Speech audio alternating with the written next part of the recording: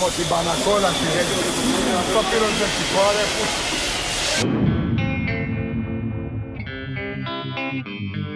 Saint-Imier steht dieser Tage ganz im Zeichen des Anarchismus. Keine Angst, es wird kein Putsch geplant. Έχουμε γεμίσει αστυνομικούς και ειδικές δυνάμεις και δεν ξέρω εγώ τι. Μας κοροϊδεύουν μες στα μούτρα μας. Todo el Estado. ¿Y quién tiene que arreglar el problema del paro? El Estado. Entonces son otros los que toman las decisiones por nosotros. Σκοπός μας είναι η κοινωνία να μπορεί να λειτουργεί σε μικρές, autónomas και αυτοτελείς μονάδες, κοινότητες. Yo diría que no es la revolución, pero ayuda. Wenn du die Möglichkeit hast, was zu verändern, und du machst es nicht, ich will mich den Rest meines Lebens fragen, wie weit hätte es funktioniert? Ist das Heli oder nicht? Ja, lass es verschwinden. Ihr müsst mit runter. Was? Polizei.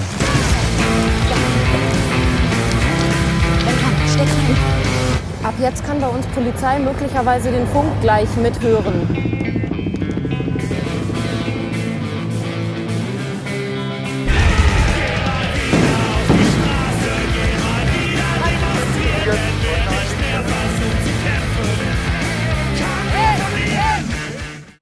At the end of the film, there was a name of a German man, a German anarchist, written that we dedicated the film to. His name was Horst Stohwasser, and he was maybe the most known German anarchist after the Second World War. And Moritz met him because he was making a presentation tour of his book, which is called Anarchy, Idea, History, Perspective. And the book was quite well known in Germany, and so Moritz was very Moritz, as myself, comes out of the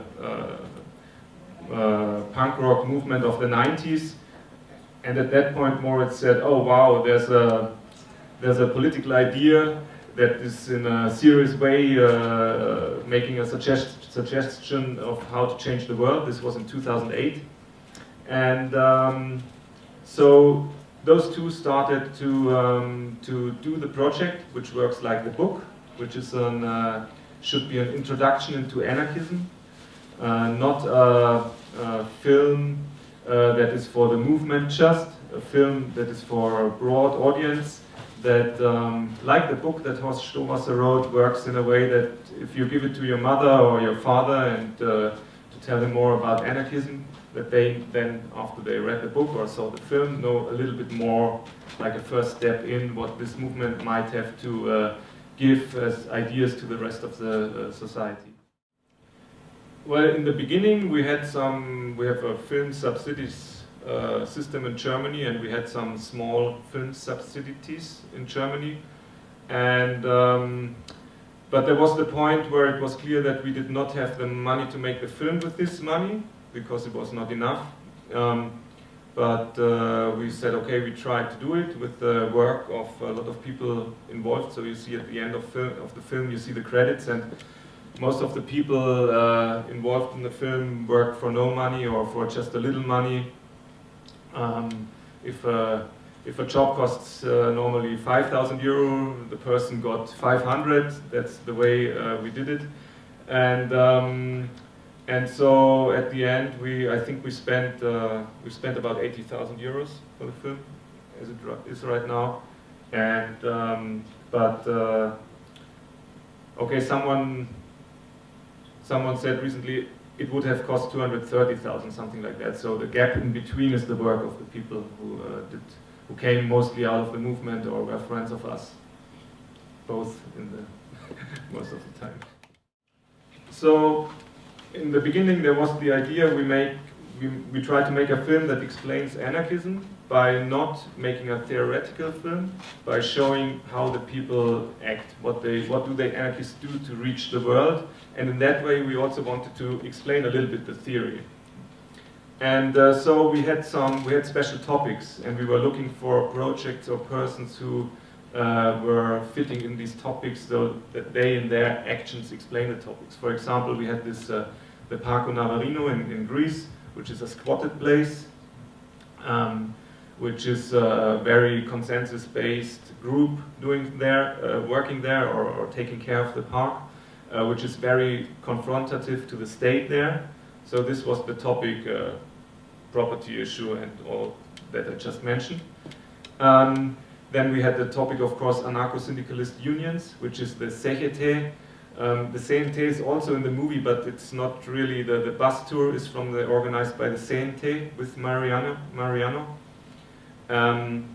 So we had the anarcho-syndicalist union thing, then a small historical part, then of course the direct action resistance part, which is the German girl, and the Cooperativa Integral Catalana was something a little bit new, but also old in the same time, because it's a cooperative way, which is very typical for anarcho-syndicalist or anarchist structures in the golden area of anarchism between 1880 and 1930, 1940. And okay, at the end, this German, the Kartoffelkombinat, we put in because we were at a point where we saw a lot of projects really with a lot of ambition and trying to do things, and also quite big, but we never had real numbers on how they are working, and always were thinking, okay, how can we put this to the rest of the society that they can adapt? And so the Kartoffelkombinat was very interesting for us to come back then, because there we also, maybe because of the language gap, which is in German not existing for us, this was quite easy. And did I miss something? Ah yeah, Soimier, the Switzerland thing. This was very interesting for us because it's the first time since, I think, the Second World War that the anarchist movement made the step to go into the public, as saying, we have here a press conference, we have here a gathering with 3,000 people.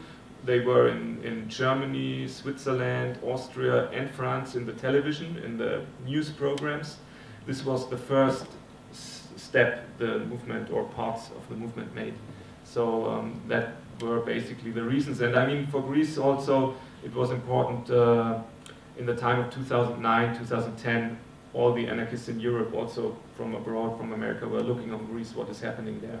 And this was, of course, also a reason why we went there.